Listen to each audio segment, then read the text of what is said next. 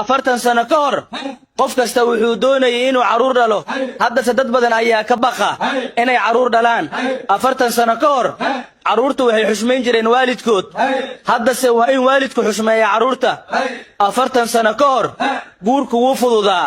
laakiin furriinku wuu adkaa haddase guurku wuu adag yahay furriinkuna wuu fudud yahay afartan sano ka hor deriskeenna oo dhan waan garanaynay haddase waxba kama garanayno jaarkeenna afartan sano ka hor dadka tuulooyinka degan waxay ku soo qulqulayeen magaalooyinka si ay shaqo u helaan haddase dadka magaalooyinka degan ayaa u qulqulaya tuulooyinka si ay nabad u helaan afartan sano ka hor qof kasta wuxuu doonayay inuu cayilo si uu qurux badnaado haddase qof kasta wuxuu ku jira inuu iscaateeyo si uu caafimaad u helo afartan sano ka hor qof kasta oo qani ah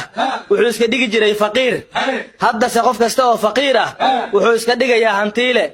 afartan sano ka hor hal qof ayaa shaqayn jiray si uu u taageero qoyska oo dhan haddase qoyska oo dhan ayaa shaqeeya si ilmo yar loo koriyo afartan sano ka hor dadku waxay jeclaayeen inay wax bartaan buugaagna akhriyaan haddase dad badan waxay wax ku qoraan Facebook waxayna akhriyaan fariimaha WhatsApp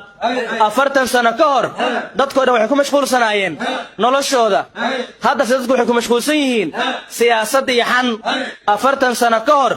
waxay ahayd 1962 waxayba u muuqataa inay shalay ahayd afartan sano ka hor